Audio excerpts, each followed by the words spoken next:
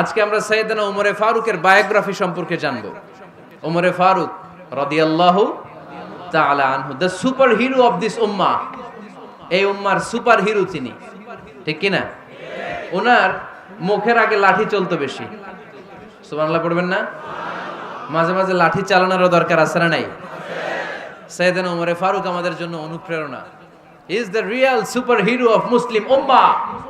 তিনি এই উম্মার রিয়েল সুপার হিরো। এজন্য ওনার জীবনী থেকে আমরা কিছু শিক্ষা নেওয়ার চেষ্টা করব ইনশাআল্লাহ। পড়েন সাইয়েদনা ওমরে ফারুক কিভাবে ইসলাম ধর্ম গ্রহণ করলেন, কিভাবে বিশ্বনবীর প্রাণের কলিজার টুকরা হলেন, এটা দিয়ে আমরা শুরু করি। আল্লাহ তাআলা সাইয়েদনা ওমরে ফারুকের হৃদয়ের মধ্যে 3টা ধাক্কা মেরেছেন, ইমানের ধাক্কা। আওয়াজ করে বলতে হবে কয়টা? জোরে বলেন তো কয়টা? 3টা ইমানি ধাক্কা। এক হচ্ছে বিশ্বনবীর দোয়ার ধাক্কা। এক কি? দোয়ার ধাক্কা। 2 হচ্ছে সূরা হাক্কা দিয়ে দিয়েছেন আল্লাহ এক ধাক্কা। সুবহানাল্লাহ পড়বেন না? 3 হচ্ছে সূরাতু তাহা দিয়ে আল্লাহ দিয়েছেন আরেকটা ধাক্কা। এই 3টা ইমানি ধাক্কা যখন সাইয়েদনা ওমরে ফারুকের হৃদয়ে লাগলো, উনি পড়তে আরম্ভ করেছেন আশহাদু আল্লা ইলাহা ইল্লাল্লাহ ওয়া আশহাদু আন্না মুহাম্মাদান আবদুহু ওয়া রাসূলুহু। চিল্লায়ে পড়েন আল্লাহু আকবার।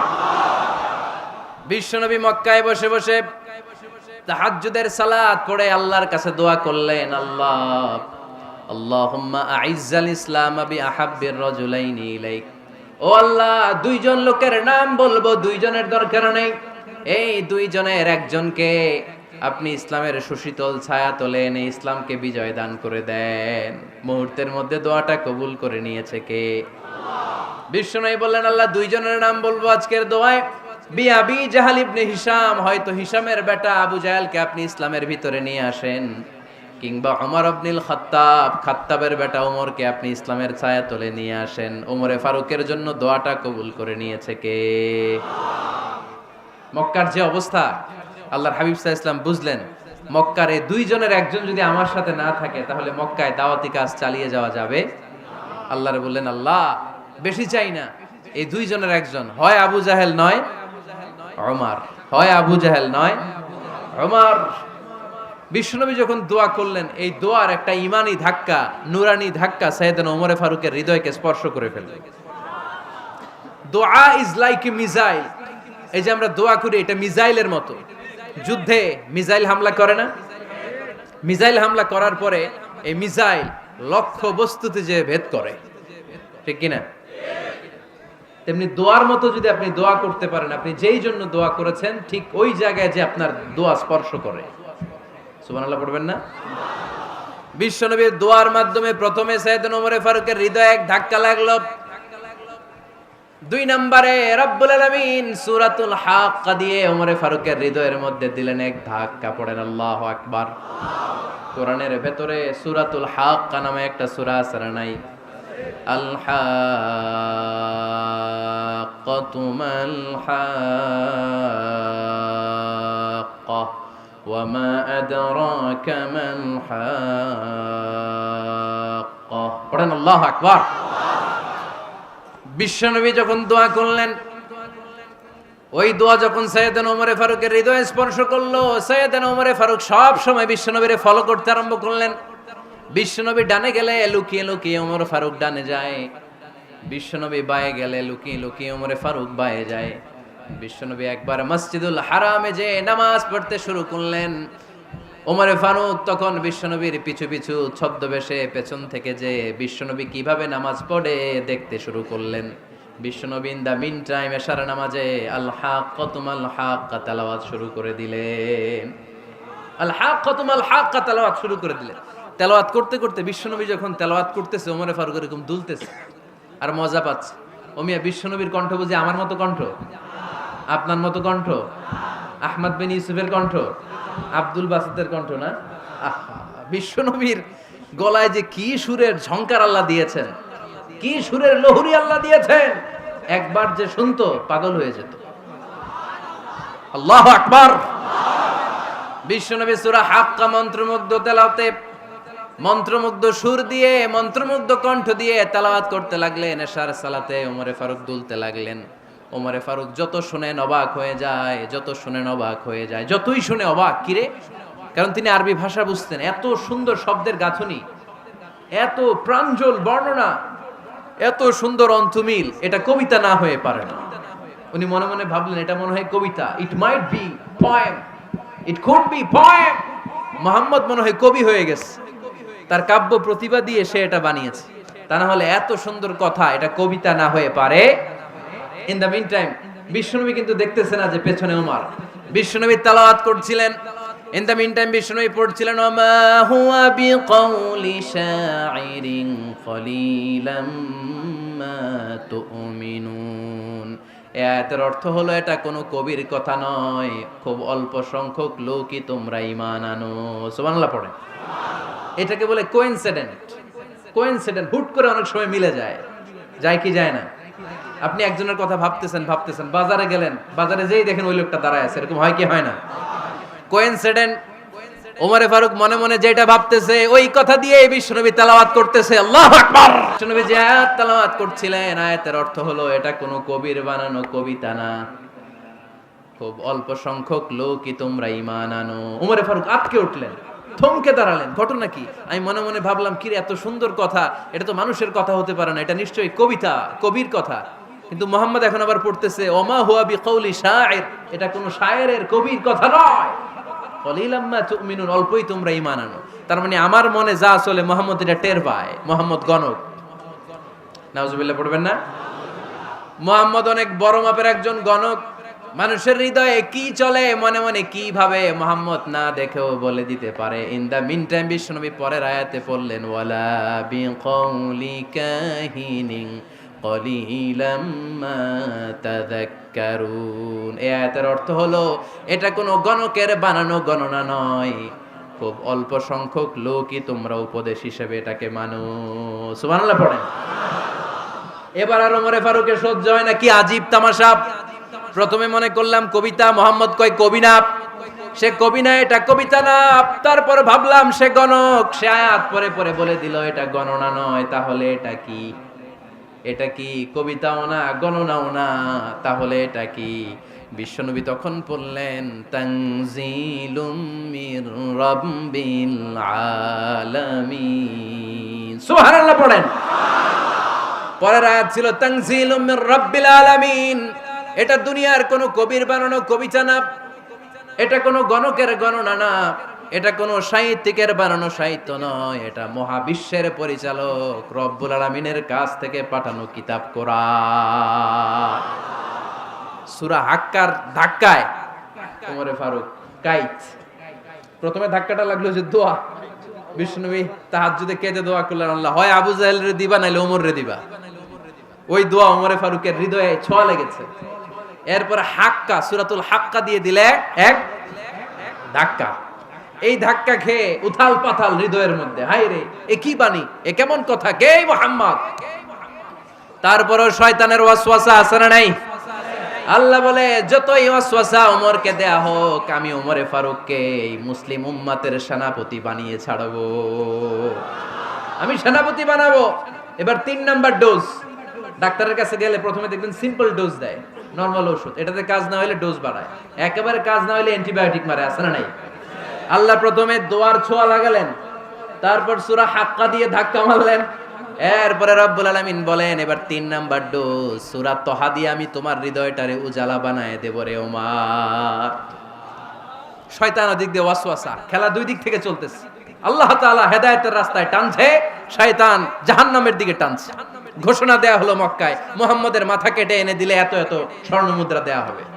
ওমরে ফারুক রাজি হয়ে গেলেন, নাঙ্গা তলোয়ার নিয়ে বিশ্বনবীর মাথা কাটার জন্য ছুটলেন। নাউজুবিল্লাহ পড়বেন না? বনু জাহরা গোত্রের এক লোক বলে, আইনা ইয়া ওমর, কই যাও? মুহাম্মদের মাথা কাটতে যাই। আরে মুহাম্মদের মাথা কাটতে যাও? তোমার বোন ফাতিমা বিনতে খাত্তাব আর তোমার বোন জামাই সাঈদ কদ সাবা, এরা তো ধর্ম ত্যাগ করে ফেলছে, এটা তো আমাদের ধর্ম ত্যাগ করে মুহাম্মদের ফলোয়ার হয়ে গেছে। আগে ওমর ঘর সামলাও, পরে মুহাম্মদের মাথা কাটতে যেও। ওমরে ফারুক অবাক হয়ে গেলেন, তলোয়ার নিয়ে বিশ্বনবীর দিকে না যে নিজের বাড়ির দিকে চলে গেলেন। বিশ্বনবীর আপন বোন ফাতিমা বিনতে খাত্তাব, বোন জামাই সাঈদ আর খাব্বাব রাদিয়াল্লাহু তাআলা আনহু, তিনজন মিলে সূরা তহা তেলাওয়াত করছিলেন। পড়েন সুবহানাল্লাহ। মক্কায় লুকিয়ে লুকিয়ে দাওয়াত হতো। খাব্বাব রাদিয়াল্লাহু তাআলা আনহু একটা চামড়ার ফলকের মধ্যে সূরা তহার কয়েকটা আয়াত এনে ওমরে ফারুকের বোন আর বোন জামাইকে শিক্ষা দিচ্ছে, ট্রেনিং দিচ্ছে। সুবহানাল্লাহ পড়েন। লুকিয়ে লুকিয়ে ওমরে ফারুক যখন ঘরে চলে আসলেন, এরা তটস্থ হয়ে গেল। সাইয়েদনা খাব্বাব বিছানার তলায় লুকিয়ে গেলেন। ওমরে ফারুক বললেন, দরজা খোলো। ফাতেমা বিনতে খাত্তাব দরজা খোলার পরে নির্মম ভাবে সাইয়েদনা ওমর রাদিয়াল্লাহু তাআলা আনহু বোনের গায়ে আঘাত শুরু করে দিল। বোন জামাইকে আহত করতে শুরু করলো আর বলতে শুরু করলো, তোরা পাগল হলি কেন? কি আছে ওই মুহাম্মাদের মধ্যে? কি জাদু নিয়ে এসেছে? সে যাই বলে লোকজন পাগল হয়ে যায়, সবাই তার উপর কালিমা পড়ে ঈমান এনে ফেলে। কি এমন জিনিস তোদের কাছে আছে যেটা দেখে মুহাম্মদকে তোরা ভালোবাসলি? কি আছে? কি পড়তেছিলি আমারে দেখা। ফাতেমা বলে, ইন্নাকা রিজসুন লা ইয়ামাসসুহু ইল্লাল মুতাহহারুন। ও আমার ভাই ওমর, তুমি নাপাক। তুমি কি? লা ইয়ামাসসুহু ইল্লাল মুতাহহারুন, পবিত্রতা অর্জন না করে এই কোরআন ধরা যায় না। সুবহানাল্লাহ পড়েন। ওমরে ফারুক গোসল করে আসলেন, কারণ ধাক্কা তো আগে কয়েকটা খাইছে। কথা বুঝেন নাই বোধহয়। প্রথমে দোয়ার ধাক্কা, পরে কোন সূরা দিয়ে ধাক্কা? হাক্কা দিয়ে ধাক্কা। 3 নম্বরে এখন আরেকটা ধাক্কা খাবে। গোসল করে আসলেন। ফাতেমা বিনতে খাত্তাব বললেন, গোসল যখন করে এসেছেন, এই নেন। ওমরে ফারুক এবার চামড়ার কাপড়ের মধ্যে সূরা তহার প্রথম আয়াতের দিকে নজর করলেন। নজর করেই কোরআনের প্রেমে পড়ে গেলেন। পড়েন সুবহানাল্লাহ। ওমর ফারুক পড়তে আরম্ভ করলেন, তহা মা আনজালনা আলাইকাল কুরআনা লিতাশকা ইল্লা তাযকিরাতাল লিমান ইয়াখশা তানজিলাম মিম্মান খালাকাল আরদা ওয়াস সামাওয়াতিল উলা। সুবহানাল্লাহ পড়েন। উনি পড়তে আরম্ভ করলেন, তহা মা আনজালনা আলাইকাল কুরআনা লিতাশকা, এই কোরআনকে আমি তোমাদের হতভাগ্য জাতি হিসেবে দুনিয়ায় থাকার জন্য পাঠাই নাই। এটা রব্বুল আলামিনের পক্ষ থেকে এসেছে। যারা রবকে ভয় করে তাদের জন্য আছে উপদেশ। যিনি আকাশ বানিয়েছেন, জমিন বানিয়েছেন, ওই আল্লাহ তাআলা নিজেই এই কোরআন পাঠিয়েছে। আওয়াজ করে পড়তে হবে, আল্লাহু আকবার। উনি খুব ভালো আরবি জানতেন। সূরা তহা পড়ার পরে আর ধৈর্য ধারণ করতে পারে না। ওমর ফারুক ছোট্ট বাচ্চার মতো কান্না শুরু করে দিলেন। আল্লাহু আকবার। সূরা তহাটা হাতে নিয়ে, তলোয়ারটা হাতে নিয়ে বিশ্বনবীর দিকে ছুটতে আরম্ভ করলেন। আইনা মুহাম্মদ, কোথায় মুহাম্মদ? তোমরা আমাকে মুহাম্মাদের কাছে নিয়ে চলো। বিশ্বনবী তখন সাফা পাহাড়ের পাদদেশে দারুল আরকাম ইবনে আলকামের ঘরে লুকিয়ে লুকিয়ে কোরআনের দাওয়াত দিতেন। ওমরে ফারুককে পাগলের মতো ছুটে আসতে দেখে বিশ্বনবীর চাচা হামজা ইবনে আব্দুল মুত্তালিব বলল, নবী আপনি পালান। ওই যে খাত্তাবের বেটা ওমর আপনাকে অপমান করার জন্য, আক্রমণ করার জন্য তেরে এসেছে। সাহাবীরা বললেন, নবী আপনি পালিয়ে যান, আমরা সামাল দেব। বিশ্বনবী বললেন, না আমি পালাবো না, বরং তোমরা সরে যাও। ওমর ইবনুল খাত্তাবকে আমার দরবার পর্যন্ত আসতে দাও। আমার তো মনে হচ্ছে ওই যে তাহাজ্জুদের নামাজ শেষে চোখের পানি ছেড়ে যে আমি আল্লাহর কাছে দোয়া করেছি, আজকে আমার ওই দোয়াটা কবুল হতে শুরু করেছে। আমার তো মনে হচ্ছে আমার দোয়া কবুল হবে, আসতে দাও। ওমরে ফারুক এসে বললেন, আশহাদু আল্লা ইলাহা ইল্লাল্লাহ ওয়া আশহাদু আন্না মুহাম্মাদান আবদুহু ওয়া রাসূলুহু, আমি সাক্ষ্য দিলাম আল্লাহ ছাড়া কোনো ইলাহা নাই, নিশ্চয়ই আপনি আল্লাহর প্রেরিত বান্দা এবং রাসূল। পড়েন সুবহানাল্লাহ। ওমরে ফারুক যখন কালিমা শাহাদা পড়ে মুসলমান হয়ে বিশ্বনবীর হাতে হাত রাখলেন, মুসলিম সাহাবীদের মধ্যে খুশি আর আনন্দের বন্যা বয়ে গেল। মুসলিম হাতে গোনা সাহাবারা আল্লাহর প্রশংসা করলেন। বিশ্বনবী সাইয়েদনা ওমরে ফারুককে জড়িয়ে ধরলেন। ওমরে ফারুক এবার বিশ্বনবীরে বললেন, নবী গো, আলাসনা আলাল হক, আমরা কি সত্যের উপরে আছি নাকি আমরা ভুলের উপরে আছি? বিশ্বনবী বললেন, বালা নাহনু আলাল হক, আমরাই সত্যের উপরে আছি। সুবহানাল্লাহ পড়ে। আলাসনা আলাল হক, নবী আমরা কি সত্যের উপরে নাই? হ্যাঁ অবশ্যই ওমর, তুমি সত্যের উপরে আছো। ওমরে ফারুক বললেন, তাহলে ফাফিমাল ইখতিফা, তাহলে লুকায় লুকায় আর দাওয়াত দেব কেন? আমি তো কালিমা পড়ে ফেলছি, আসেন আমার সাথে বের হই। ফাফিমাল ইখতিফা, আর লুকায় লুকায় কেন? আসেন আমরা বাইরে বেরোই। বিশ্বনবী বললেন, ওমর এটা মাক্কি জীবন, এখানে আমরা একটু গোপনে গোপনে দাওয়াত দিতে চাই। ওমরে ফারুক বলে, না, আমার দায়িত্ব, আমি একটা মিছিল দিতে চাই নবী। আল্লাহর নামের তাকবীর দিতে দিতে দারুল আরকাম থেকে শুরু করে মসজিদুল হারাম পর্যন্ত একটা মিছিল দিয়ে আমি মক্কা কাঁপাইয়া দেব। অনুমতি দেন। বিশ্বনবী দিতে চায় না। ওমর ফারুক অনেক বুঝানোর পরে স্বল্প পরিসরের একটা অনুমোদন পাওয়া গেল বিশ্বনবী সাল্লাল্লাহু আলাইহি ওয়াসাল্লামের কাছ থেকে। কিন্তু মিছিল যে দিবে, মিছিলের জন্য লোকের দরকার আছে না নাই? এখানে লোক নাই, আমি একাই মিছিল দিতেছি। এটা জমবে? মিছিল জমবে? খুঁজে উনি 11 জন মুসলিম সাহাবা পেলেন। কয়জন? ওমরে ফারুক বললেন 11 জনই সই। এই 11 জন নিয়েই আমি আল্লাহর নামের তাকবীর দেব। 2 লাইন করলেন। কয় লাইন? 2 লাইন। পেছনে 6 জন, আর এই লাইনের নেতা বানালেন বিশ্বনবীর চাচা হামজাকে রাদিয়াল্লাহু তাআলা আনহু। আর সামনে 5 জন, তার আগে দাঁড়ালেন উনি নিজেই। তাহলে 6 6 12। বললেন এই 2 লাইনই আমরা তাকবীর দিতে দিতে, বেশি না, এই দারুল আরকামের ঘর থেকে, আপনারা জানেন যে সাফা মারওয়া এখন যে সাই হয়, এই সাফার পাদদেশে ছিল দারুল আরকামের ঘর। উনি বললেন এখান থেকে ওই যে কাবার গিলাফ দেখা যায়, কাবার গিলাফ পর্যন্ত আমরা এই তাকবীর নিয়ে ওখানে যাব। সুবহানাল্লাহ পড়বেন না? ওখানে উনি দাঁড়িয়ে ছোট্ট একটা ভাষণ দিয়েছিলেন। উনি বলেছিলেন, মান আরাদা আন তাসকুলা উম্মু ওয়া ইয়াতামা ওয়ালাদু ওয়া তারমিলা যাওজাতুহু ফালিয়াসুদ্দানি। খেয়াল করে শুনেন, কান দুইটা খরগোশের কানের মতো খাড়া করেন। উনি এক বাক্যের একটা ভাষণ দিলেন। ভাষণ দিতে জানলে বড় ভাষণ দেয়া লাগে না। এক বাক্যের ভাষণ দিয়ে গোটা বিশ্বকে ঝাঁকুনি মারা যায়। চিল্লায় বলো ঠিক কিনা? ওমরে ফারুক এক বাক্যের একটা ছোট্ট ভাষণ দিলেন। মান আরাদা আন তাসকুলা উম্মু, কে আছো মায়ের এই মক্কায়, কে আছো মায়ের বুক খালি করতে চাও? ইয়াতামা ওয়ালাদু, কে আছো বাচ্চাগুলারে, নিজের সন্তানগুলোরে ইয়াতিম বানাতে চাও? কে আছো তারমিলা যাওজাতুহু, নিজের স্ত্রীকে বিধবা বানাতে চাও? ফালিয়া সুদ্দানি, বুকের পাটা থাকলে আমি ওমর রে থামাও। ফালিয়া সুদ্দানি, দেখি মক্কায় কার এত বড় বুকের পাটা। কে আছো মায়ের বুক খালি করতে চাও, সন্তান রে এতিম বানাতে চাও, স্ত্রীকে বিধবা বানাতে চাও? ফালিয়া সুদ্দানি, পারলে আমারে ঠেকাও। এই বলে উনি আল্লাহু আকবার, আল্লাহু আকবার, আল্লাহু আকবার বলে স্লোগান শুরু করে দিলেন। এক এক স্লোগানে মক্কার মরুজমিন থারথার করে কাঁপতে আরম্ভ করলো। এই মিছিল মক্কার কেউ দেয় নাই। মিছিলের আওয়াজ শুনে আবু জাহেল বাইরিস, উতবা বাইরিস, শাইবা, ওয়ালিদ ইবনে মুগিরা সব বের হইছে। কি রে, আমার এলাকায় এত বড় স্লোগান, কার এত সাহস? বের হয়ে দেখে মিছিলের সামনে ওমর।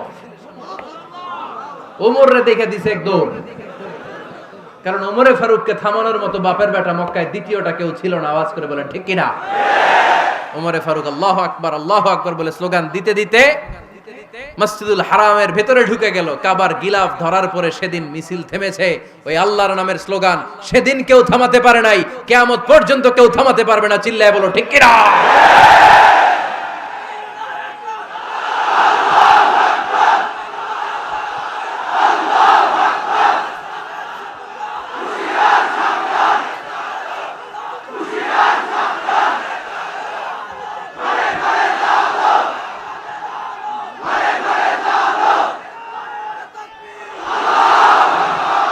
ওইরকম একটা ওমরের দরকার, আমাদের বেশি চাই না। জোরে বলেন ঠিক কিনা?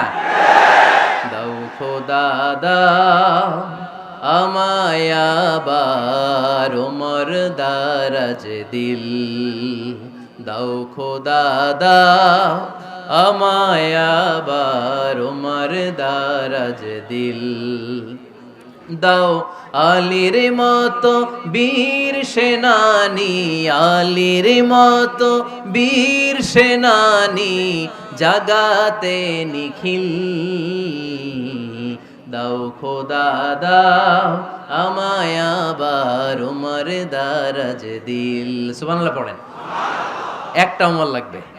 চিল্লায় বলেন কয়টা? ওই ওমরের অপেক্ষায় বাংলাদেশ সহ গোটা মুসলিম উম্মাহ। ঠিক কি না? একটা ওমরই যথেষ্ট। আমাদের সেন্ট্রাল লিডারশিপ নাই তো, আমাদেরকে এদিকে লাথি মারলে আমরা ওইদিকে যাই, ওদিক থেকে গুতা মারলে আমরা এদিকে যাই। আমাদের রিপ্রেজেন্টেটিভ, আমাদের প্রতিনিধিত্ব করার মতো কোনো কেন্দ্রীয় লিডারশিপ নেতৃবৃন্দ গোটা বিশ্বে নাই। ঠিক কি না? আমরা সেই ওমরে ফারুকের অপেক্ষায়, আমরা সেই ইমাম আল মাহদির অপেক্ষায়। এই ওমরে ফারুক আমাদের মডেল। ঠিক কি না? থার্ড ইন পজিশন, এই পুরা উম্মতের মধ্যে ওনার পজিশন নাম্বার 3। 1 নাম্বার পজিশন বিশ্বনবীর, কার? 2 নাম্বার পজিশন কার? আবু বকর। 3 নাম্বার পজিশন কার? ওমরে ফারুকের। বিশ্বনবী বলতেন লা নবিয়্যা বা'দি, লা নবিয়্যা বা'দি, আমার পরে কোনো নবী নাই। ওয়ালা রাসূলা, আমার পরে কোনো রাসূলও নাই। আমার নবীর পরে আর কোনো নবী আছে? আমার নবীর পরে আর কোনো রাসূল আছে? এই যে কাদিয়ানি যে একটা সম্প্রদায় আছে, এরা কি মুসলিম নাকি অমুসলিম? মুসলিম সম্প্রদায়ের সাথে এদের কোনো সম্পর্ক নাই। চিল্লা বলেন ঠিক কি না? এরা যদি মুসলমান হতে চায়, আমার নবী দ্য লাস্ট মেসেঞ্জার বিশ্বনবীকে খাতামুন নবী হিসেবে সংবাদ সম্মেলন করে গোটা বিশ্বকে জানায় দিতে হবে, তারপরে তাদেরকে আমরা মুসলিম হিসেবে স্বীকৃতি দিব। চিল্লায় বলেন ঠিক কি না? তা না হলে তারা কোন ধর্মের এটাকে জানায় দিতে হবে। No inferiority complex, no identity crisis. Identity ক্রাইসিসে থাকা যাবে না। আপনারা কোন ধর্মের এটা জানায় দেন। আপনারা বিশ্বনবীরও শেষ নবী মানবেন না, আবার মুসলিম বলেও নিজেদেরকে ট্যাগ লাগাতে চাইবেন। সাধারণ মুসলমানরা এটা এই ধোঁকাবাজি মানে না। চিল্লায় বলেন ঠিক কি না? আমার নবীর পরে কোনো নবী নাই, আমার রাসূলের পরে কোনো রাসূল নাই। ঠিক কি না? আল্লাহর হাবিব বলতেন লাউ কানা বা'দি নাবিয়্যুন লাকানা উমর, তবে আমার পরে যদি নবী হওয়ার যোগ্যতা কারো থাকে, আমার ওমরের ওই যোগ্যতা আছে। সুবহানাল্লাহ পড়েন। প্রভু তুমি বলেছ রাসূল দেবে না, বলনি দেবে না ওমর, বলনি দেবে না হামজা তারি, খালিদ বিজয় সমর। প্রভু তুমি বলেছ রাসূল দেবে না, বলনি দেবে না ওমর, বলনি দেবে না হামজা তারি, খালিদ বিজয় সমর। প্রভু তুমি বলেছ রাসূল দেবে না। সুবহানাল্লাহ পড়েন। এজন্য আমরা একটা ওমর চাই। কয়টা? বেশি লাগবে? নেতার মতো নেতা কয়টা লাগে? জোরে বলেন কয়টা? Enough, that's enough. Omar Farooq, our super hero. ওনার সাথে বিশ্বনবী সাল্লাল্লাহু আলাইহি ওয়াসাল্লামের মুসাহারার সম্পর্ক ছিল। ওমরে ফারুক যে বিশ্বনবীর শ্বশুর, এটা অনেকে জানেই না। ওমরে ফারুক রাদিয়াল্লাহু তাআলা আনহু বিশ্বনবীর শ্বশুর ছিলেন। এটা আজকে নতুন শুনছেন। কে কে হাত তোলেন? দেখছেন হুজুর? সঠিক বলছি না আমি? অনেকে আমরা জানি না। মাশাআল্লাহ, জানতে লজ্জা নাই, শিখতে লজ্জা নাই। লজ্জা হচ্ছে অজ্ঞতায় আর মূর্খতায়। ঠিক কি না? আমরা শিখতে রাজি আছি। যে কথা বলে আমরা তার ছাত্র। আমার আগে হুজুর কথা বলতেছিলেন, আমরা ছিলাম ছাত্র। এখন আমি কথা বলতেছি, এখন আমরা সবাই হয়ে গেছি ছাত্র। ঠিক কি না?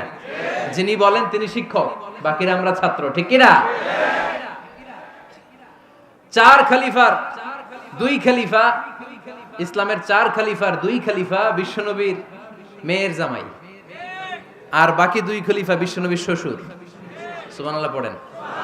সাইয়েদনা আলী রাদিয়াল্লাহু তাআলা আনহু, সাইয়েদনা উসমান যুন-নূরাইন বিশ্বনবীর মেয়ের জামাই। উসমান রাদিয়াল্লাহু তাআলা আনহুর কাছে বিশ্বনবী 2 মেয়েকে বিয়ে দিয়েছিলেন। একজন মারা যাওয়ার পরে আরেকজন। বিশ্বনবী বলেছেন এরপরে আরেকটা থাকলে ওইটারও বিয়ে দিতাম। সুবহানাল্লাহ পড়বেন না? 2 জন ছিল মেয়ের জামাই আর 2 জন ছিল শ্বশুর। সাইয়েদনা আবু বকর শ্বশুর, বিশ্বনবীর স্ত্রী আম্মাজান আয়েশা রাদিয়াল্লাহু তাআলা আনহার বাবা। বিশ্বনবীর স্ত্রী আম্মাজান হাফসা রাদিয়াল্লাহু তাআলা আনহার বাবা ছিল সাইয়েদনা ওমর ফারুক। চিল্লায় পড়েন আল্লাহু আকবার। জানো তো না পজিশন না? সাইয়্যিদু কুহুলিল জান্নাহ, জান্নাতে যত নারীরা যাবে, নারীদের সর্দারিনী হবে সাইয়্যিদাতুনা ফাতেমা রাদিয়াল্লাহু তাআলা আনহা। এই ফরিদপুরের যত ইয়াং স্টারেরা তোমরা যারা জান্নাতে যাবে, তোমাদের লিডার হবে সাইয়েদনা হাসান আর হুসাইন রাদিয়াল্লাহু তাআলা আনহুমা। আর বয়স্ক মুরব্বীরা যারা জান্নাতে ঢুকবেন, আপনাদের লিডার হবে সাইয়েদনা আবু বকর আর সাইয়েদনা ওমর ফারুক রাদিয়াল্লাহু তাআলা আনহু। সুবহানাল্লাহ পড়তে পারলেন না? ওমর ফারুক এটা সাধারণ কোনো ক্যারেক্টারিস্টিক্স নয়। ওনাকে আল্লাহ তাআলা নলেজও দিয়েছেন, আবার দিনদারিও দিয়েছেন। আমার দিনী ভাইয়েরা খেয়াল রাখবেন, কোনো আলেমের মধ্যে বা কোনো নেতার মধ্যে যদি এই দুইটার সমন্বয় আপনি পান, যে তার জ্ঞানও আছে আবার দিনদারিও আছে, he belongs the knowledge and he belongs the তাকওয়া, সে গোটা বিশ্বকে জয় করে ফেলবে। ঠিক কি না? যার মধ্যে জ্ঞান আছে, যার মধ্যে তাকওয়া আছে, তারে কেউ থামায় রাখতে পারে? ওমরে ফারুককে এই 2 নেয়ামত দিয়ে ধন্য করেছে কে? সহিহ বুখারীর বর্ণনা, বিশ্বনবী সাহাবীদের সামনে একটা স্বপ্নের কথা বলছেন। বিশ্বনবী বললেন, আমি স্বপ্নে দেখলাম আমার আঙ্গুলের ফাঁকা থেকে দুধ বের হচ্ছে, আমি তৃপ্তি সহকারে দুধ খেলাম। খাওয়ার পরে দেখলাম আঙ্গুলের মধ্যে একটু দুধ লেগে আছে। আমার আঙ্গুলে অতিরিক্ত লেগে থাকা দুধটা আমি ওমরে ফারুকের মুখের মধ্যে লাগিয়ে দিলাম। সাহাবারা বললেন, ইয়া রাসূলুল্লাহ, ইয়া হাবিবাল্লাহ, মাযা আওয়ালতা বিহি, এই স্বপ্নের আপনি কি ব্যাখ্যা করলেন, আমরা তো বুঝলাম না। বিশ্বনবী বললেন, আওয়ালতু বিহি আল ইলম, আমি এই দুধ দিয়ে জ্ঞানের ব্যাখ্যা করেছি, কারণ ওমরকে আল্লাহ যেই জ্ঞান দিয়েছে গোটা বিশ্বের কাউকে এত জ্ঞান দেয় না। এজন্য স্বপ্নে যদি কেউ দেখেন যে আপনি দুধ খাচ্ছেন, তার মানে আল্লাহ তাআলা আপনার জ্ঞান বাড়ায় দিবে। ওমরে ফারুককে দুধ খেয়ে অতিরিক্ত দুধের অংশটা বিশ্বনবী আবু বকর রাদিয়াল্লাহু তাআলা আনহুর মুখে দেন নাই, সাইয়েদনা উসমানের মুখে দেন নাই, আলী রাদিয়াল্লাহু তাআলা আনহুর মুখে দেন নাই। স্বপ্নে ওই অতিরিক্ত লেগে থাকা দুধটা বিশ্বনবী ওমরে ফারুকের ঠোঁটের মধ্যে লাগিয়ে দিয়েছেন। এই হাদিস থেকে প্রমাণ হয় আল্লাহ তাআলা জ্ঞানের নেয়ামতে সাইয়েদনা ওমরে ফারুককে ধন্য করেছেন। আবার বুখারীর বর্ণনা, বিশ্বনবী সাল্লাল্লাহু আলাইহি ওয়াসাল্লাম আরেকটা স্বপ্নের বর্ণনা দিচ্ছেন। তিনি বললেন, তোমাদের সবাইকে স্বপ্নে আমার সামনে দাঁড় করানো হলো। আমি দেখলাম তোমাদের কারো জুব্বা নাভি পর্যন্ত, কারো জুব্বা হাঁটু পর্যন্ত, কারো জুব্বা টাকনু পর্যন্ত। ওমরে ফারুককে যখন স্বপ্নে আমার সামনে দাঁড় করিয়ে দেয়া হলো, আমি দেখলাম ওমরের জুব্বা এত লম্বা, ওমর টেনে হিচড়ে তার জুব্বা নিয়ে সামনে হেঁটে যাচ্ছে। সাহাবারা বললেন, ফামাযা আওয়ালতা বিহি ইয়া রাসূলুল্লাহ, ও আল্লাহর রাসূল, এই স্বপ্ন দিয়ে আপনি কি বোঝাতে চাইলেন, আমরা কিছু বুঝলাম না। বিশ্বনবী বললেন, আউয়ালতু বিহি আদ-দীন, আমি এই হাদিসের দ্বারা দ্বীনের ব্যাখ্যা করলাম, যার জামা যত লম্বা তার দ্বীনদারি তত বেশি। সুবহানাল্লাহ, আসতে পড়েন। স্বপ্নে দেখলেন কোন সাহাবীর জুব্বা নাভি, কোন সাহাবীরটা হাঁটু, কারোটা টাকনু, কিন্তু ওমরে ফারুকের জুব্বা এত লম্বা, ইয়াজুরু সাওবাহু, তিনি তার জুব্বা টেনে হিচড়ে যাচ্ছেন। বিশ্বনবী বললেন, এটা দ্বারা আমি দ্বীন, আমি তাকওয়া, দ্বীনদারি, তাকওয়া, এটার ব্যাখ্যা করেছি। তার মানে ওমরে ফারুকের তাকওয়ার সামনে সব তাকওয়া পানি হয়ে যাবে। কোন সুবহানাল্লাহ। আল্লাহ তাআলা সাইয়েদনা ওমরে ফারুককে দ্বীনের জ্ঞান দিয়েছেন, তাকওয়া দিয়েছেন। যুবক ভাইরা, যাকে আল্লাহ তাআলা দ্বীনের জ্ঞান দেয়, যাকে আল্লাহ তাআলা তাকওয়ার এই গুণ দিয়ে সমৃদ্ধ করে, তার জন্য গোটা বিশ্বের সব দরজাগুলোকে ওপেন করে দেয় কে? কত বড় মুত্তাকি ছিলেন সাইয়েদনা ওমরে ফারুক। মদিনার সমাজে কয়জন মুনাফিক ছিল বিশ্বনবী ছাড়া কেউ বলতে পারতেন না। বিশ্বনবী কোন সাহাবীকে মুনাফিকদের লিস্ট দিয়ে যান নাই, একজন সাহাবী ছাড়া। দেখি কেউ বলতে পারেন কিনা ওই সাহাবীর নাম? কি নাম? হুযায়ফা ইবনুল ইয়ামান রাদিয়াল্লাহু তাআলা আনহু। ওনাকে বলা হতো সাহিবু সিররি রাসূলিল্লাহ, আল্লাহ রাসূল সাল্লাল্লাহু আলাইহি ওয়াসাল্লামের গোপন তথ্যের ধারক বাহক। সুবহানাল্লাহ পড়বেন না? বিশ্বনবী ইন্তেকালের আগে মদিনার সমাজে মোট কয়জন মুনাফিক আছে, এই তথ্য আবু বকরকে বলেন নাই, ওমর রাদিয়াল্লাহু তাআলা আনহুকে বলেন নাই, উসমান রাদিয়াল্লাহু তাআলা আনহু, আলী রাদিয়াল্লাহু তাআলা আনহু, আশারাতুল মুবাশশিরিনা বিল জান্নাহ কোন সাহাবীকে বলেন নাই। শুধুমাত্র কেবলমাত্র একমাত্র হুযায়ফা ইবনুল ইয়ামান রাদিয়াল্লাহু তাআলা আনহুর কাছে মুনাফিকদের লিস্টে বিশ্বনবী দিয়ে গিয়েছেন। সুবহানাল্লাহ পড়েন। মদিনায় কারা কারা মুনাফিক কেউ জানতো না, হুযায়ফা ছাড়া। কে ছাড়া? নামটা আজকে মুখস্থ করেন, যাতে অন্য কোনো ওয়াজে কেউ জিজ্ঞেস করলে বলতে পারেন। মুনাফিকদের লিস্ট যে সাহাবীর কাছে বিশ্বনবী দিয়ে গিয়েছিলেন, সাহাবীর নাম কি? নাম? নামটা কেমন লাগে? ভাল লাগে? অনেকে আমারে জিজ্ঞেস করে, হুজুর আমার ছেলে হবে আগামী মাসে, একটা নাম দেন। নাম দিয়ে দিলাম হুযায়ফা। যাদের হবে ছেলে, এলাকায় যাদের নেক্সট কয়েক মাসে ছেলে হবে, খালি হুযায়ফা চলবে। কি চলবে? ভাল লাগে? নামটা ভাল লাগে? রাইখেন, অনেক সুন্দর নাম। উনি জানতেন মুনাফিক কারা। দেখেন ওমরে ফারুকের তাকওয়ার লেভেলটা কত হাই। ওমরে ফারুক একদিন হুযায়ফা রাদিয়াল্লাহু তাআলা আনহুর কাছে গেলেন, যে বললেন, হুযায়ফা, বিশ্বনবী ইন্তেকালের আগে মুনাফিকদের নামের লিস্টটা কারো কাছে দেয় নাই, আমার জানা নাই, সাইয়েদনা আবু বকরের জানা নাই, কোন সাহাবীর জানা নাই, তুমি ছাড়া। আমি তোমার কাছে জানতে চাই, আমি ওমরের নামটা ওই মুনাফিকদের খাতায় আছে কিনা আমার একটু বলো। আমার ওমরের নামটা ওই মুনাফিকদের লিস্টিতে একটু আছে কিনা, নামটা একটু বলো। যদি থাকে আমি ভালো হয়ে যাব। আমি নেফাকি দূর করে পাক্কা মুমিন হতে চাই। আমার নাম যদি মুনাফিকের লিস্টে থাকে আমি তো শেষ। হুযায়ফা চোখের পানি ছেড়ে দিয়ে বলে, আমিরুল মুমিনিন, কেমন প্রশ্ন করলেন আপনি? আপনি বিশ্বনবীর শ্বশুর, এই উম্মতে আপনার পজিশন 3 নাম্বার। আপনারে মুনাফিকরা ভয় পায়, শয়তান আপনারে ভয় পায়। আপনি জান্নাতে সব বয়স্ক লোকদেরকে নিয়ে জান্নাতের মধ্যে আগে আগে ঢুকবেন, কেমন করে মুনাফিকদের কাতারে আপনার নাম থাকতে পারে ওমর? সুবহানাল্লাহ পড়ে। কি বিনয়ী, কি তাকওয়া। হুযায়ফাকে যে ধরতেন, হুযায়ফা একটু বলো না আমার নামটা মুনাফিকদের লিস্টিতে আছে কিনা।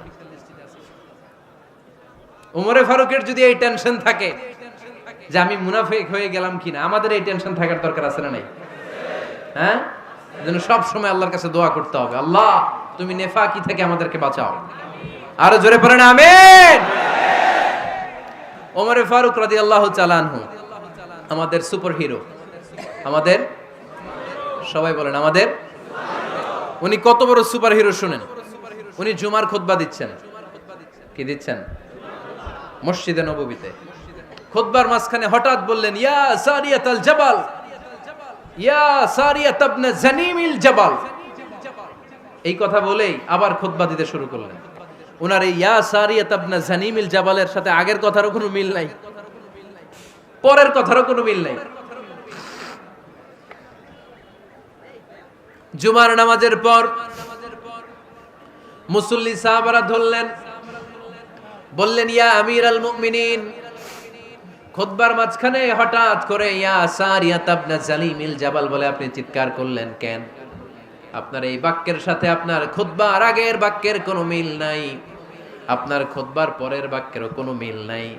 এই কথা আপনি কারে বললেন, কারে উদ্দেশ্য করে বললেন? এই কথার তাৎপর্য কি আমাদেরকে বুঝিয়ে বলেন। ওমরে ফারুক বললেন, আমি যখন খুতবা দিচ্ছি আমি দেখতে পেলাম ওই যে কয়েক মাস আগে আমি আমার মুসলিম সেনাবাহিনী পারস্যে আক্রমণের জন্য পাঠিয়েছি, বর্তমান ইরান, ইরানের ওই বিশাল এলাকাতে পারস্যে আমি আমার ব্যাটালিয়ন পাঠিয়েছি। আমি হঠাৎ করে দেখতে পেলাম আমার মুসলিম বাহিনীর সেনাপতি যুদ্ধের এক পর্যায়ে তার ডানে আছে উপত্যকা, বায়ে আছে পাহাড়, সে পাহাড়ি রাস্তা ছেড়ে দিয়ে উপত্যকার দিকে যেতে শুরু করেছে। আমি দেখতে পেলাম আমার মুসলিম বাহিনী যদি উপত্যকার দিকে ছুটে বেড়ায়, কাফির মুশরিকরা আমার মুসলিম বাহিনীকে কচুকাটা করে ফেলবে। তাই আমি এখান থেকে তাদেরকে কমান্ড দিয়ে বলেছি, ইয়া সারিয়াতাল জাবাল, উপত্যকার দিকে নয় পাহাড়ের দিকে যাও, তাহলেই তোমাদের বিজয় নিশ্চিত হয়ে যাবে। উপত্যকার দিকে যেও না, ইলাল জাবাল, ইলা সারিয়াতিল জাবাল, পাহাড়ের দিকে ছোট। সাহাবারা অবাক, ঘটনা কি? উনি বসে আছেন মদিনায় মসজিদে নববীর মিম্বারে দাঁড়িয়ে, উনি যদি ইয়া সারিয়াতাল জাবাল বলে এটা কি ইরানে যাবে নাকি? ও মিয়া, তখনকার সময়ে বর্তমানের মতো মোবাইল ছিল নাকি, ইন্টারনেট ছিল নাকি, কিছু ছিল? খালি মুখে আমি যদি বলি ইয়া সারিয়াতাল জাবাল, এটা ইরানে যাবে, ইন্ডিয়া যাবে, ঢাকায় তো যাবে না, ফরিদপুর শহরেই তো বসবে না, ঠিক কিনা? কিন্তু এটা আমিরুল মুমিনিন বিশ্বাসী সাহাবারা বিশ্বাস করে নিল। কিছু মুনাফিক ছিল, এরা কয় না ঝামেলাস, এটা তো সম্ভব না, এক কাজ করি, এই সেনাপতি যখন বিজয়ী বেশে মদিনায় ফিরে আসবে আর আমরা ধরবো। এরা দিন গুনতে লাগলো, এই সেনাপতি মুসলিম বাহিনী নিয়ে পারস্য জয় করে কবে ফিরে আসবে। এই মুনাফিকের দলগুলো কখনো সেনাবাহিনীকে অভ্যর্থনা জানাতে যেত না, কিন্তু এইবার সবার আগে মদিনার উপকণ্ঠে যে সেনাপতিদেরকে অভ্যর্থনা জানানোর জন্য ফুল নিয়ে রেডি, ফুল নিয়ে দাঁড়ায়। সেনাপতি ঢুকার সাথে সাথে ধরছে, এই সেনাপতি কোত্থেকে আসছে? কয় পারস্য জয় করে আসছি। কয় এমন এমন দিন, জুমার দিন দুপুর বেলা যুদ্ধের মাঝখানে আমিরুল মুমিনিনের কণ্ঠের কোন কথাবার্তা শুনছো নাকি? সেনাপতি অবাক, কয় তোমরা জানলা কেমনে? শুনছি তো। সুবহানাল্লাহ পড়বেন না? আমরা যুদ্ধে একটা ভয়ঙ্কর অবস্থার মধ্যে ছিলাম, পেছন থেকে শত্রুরা আমাদেরকে আক্রমণ করতে শুরু করে দিল। ডানে যাব না বায়ে যাব, সামনে যাব নাকি পেছনে যাব, রাস্তা খুঁজে পাচ্ছি না। ডান দিকে ছিল আমাদের উপত্যকার রাস্তা, বাঁ দিকে ছিল পাহাড়ি পথ। আমরা সোজা পথ হবে মনে করে উপত্যকার দিকে ছুটতে আরম্ভ করলাম। হঠাৎ করে আমিরুল মুমিনিনের কণ্ঠ বজ্র কণ্ঠে আমার কানের মধ্যে ভেসে আসলো। আমার মনে হলো আমিরুল মুমিনিন কেমন যেন আমাকে কমান্ড দিচ্ছেন আর বলছেন, ইয়া সারিয়াতাল জাবাল, ডান দিকে উপত্যকার পথে নয়, তাড়াতাড়ি পাহাড়ের দিকে সৈন্যবাহিনী নিয়ে উঠে যা। পাহাড়ের দিকে, ডানে না। This is wrong track and this is the right track. ওই দিন যদি ওমরে ফারুকের ওই গাইডলাইন, আমিরুল মুমিনিনের কমান্ড যদি আমি না শুনতাম, আজকে বিজয়ের বেশে ফিরতেও পারতাম না, আমাদের চেহারাও তোমরা দেখতে পেতে না। ওমরে ফারুকের ওই কমান্ড, ওই গাইডলাইন অদৃশ্য থেকে শোনার কারণে ওই পারস্যের মধ্যে আমাদেরকে সেই যুদ্ধে বিজয় দান করেছে কে? দিস ইজ ওমরে ফারুক, দিস ইজ ওমরে ফারুক। বিশ্বনবী বলছেন, ওমর, মা লাকিয়াকা শাইতানু সালিকান ফাজ্জান ইল্লা সালাকা ফাজ্জান গায়রা ফাজ্জিক। ওমর, শয়তান ইবলিস যদি তোমার কোনো রাস্তা দিয়ে হাঁটতে দেখে, শয়তান ওই রাস্তা রেখে দিয়ে অন্য রাস্তা দিয়ে হাঁটে। সুবহানাল্লাহ। বাড়িতে যায় বললেন, কে বলতেছে? বিশ্বনবী। কার ব্যাপারে? ওমরে ফারুকের ব্যাপারে। শয়তান যদি দেখে যে ওমরে ফারুক এই রাস্তা দিয়ে হাঁটতেছে, শয়তান ওই রাস্তা রেখে দিয়ে অন্য রাস্তা দিয়ে হাঁটে। সুবহানাল্লাহ পড়েন। রাত্রিবেলা আমরা আমাদের বাচ্চা ছেলে মেয়েদেরকে যখন খাওয়াই, বাচ্চারা খেতে চায় না, এরকম হয় আপনাদের ফরিদপুর এলাকায়? হ্যাঁ, এই এলাকায় হয় নাকি? খেতে চায় না বাচ্চারা, এই চকলেট দেখায়া, এই মিনা কার্টুন দেখায়া, এইটা সেইটা, এগুলো সেগুলো বলে, গল্প টল্প বলে ভুলায়া খাওয়ানো লাগে, তাই না? তারপরও খায় না। আমারও ছোট মেয়ে আছে, খেতে চায় না, এইটা সেইটা এমনি সেমনি খাওয়ানো লাগে। তো শেষে না পেরে মা বাবা বলতে বাধ্য হয়, ওই যে ভূত আসতেছে, ভূত, তাড়াতাড়ি তাড়াতাড়ি খাও, নাহলে যে ভূত ধরবে তোমারে। ওই যে বাঘ আসতেছে, বাঘ, তাড়াতাড়ি খাইলে নাহলে বাঘে কামড়াবে। বলি না আমরা? আপনারা কি বলেন? ভূত। আর কি বলেন? হ্যাঁ হ্যাঁ, আচ্ছা, এক এক জায়গায় এক একটা আমরা বলি, ভূত আসবে, বাঘ খাবে, ভাল্লুক খাবে, তাড়াতাড়ি খাও। মদিনাতে যখন ওমরে ফারুক আমিরুল মুমিনিন, মদিনার মায়েরাও বাচ্চাদেরকে খাওয়াতে পারতো না, ছোট্ট মেয়েদেরকে খাওয়াতে পারতো না, খাওয়া নিয়ে যন্ত্রণা করতো। বাচ্চারা যখন মদিনায় খেতে চাইতো না রাত্রিবেলায়, মদিনার মায়েরা বলতো, তাড়াতাড়ি খাও, হা হুয়া ইয়াতি উমর, হা হুয়া ইয়াতি উমর, তাড়াতাড়ি খা, নাইলে ওই যে ওমর আসতেছে, Omar. This is our super hero সাইয়েদনা ওমর ফারুক রাদিয়াল্লাহু তাআলা। শুধু শয়তানি ভয় পেত না, মুনাফিকরাও ভয় পেত, জমের মতো ভয়। শুধু তাই না, আমাদের আম্মাজান বিষ্ণু ইসা ইসলামের স্ত্রীরাও ওমর ফারুককে ভয় পেতেন। সুবহানাল্লাহ কইবেন না? মাঝে মাঝে বিষ্ণু ইসা ইসলামের সাথে আম্মাজান আয়েশার ঝগড়া হতো, হতো না? আপনাদের ফ্যামিলিতে ঝগড়া হয়? হয় না? হয় না? কার কার দেখি? ওরে আল্লাহ, অনেক আল্লাহর ওলি আছে তো এই জায়গায়। ঝগড়া হয় না? কি কথা কয়, ঝগড়া হয় না বলে? বিশ্বনবীর ফ্যামিলিতে ঝগড়া হয়, আপনার ফ্যামিলিতে হয় না? মিষ্টি ঝগড়া। আর ও বিয়েই করে নাই।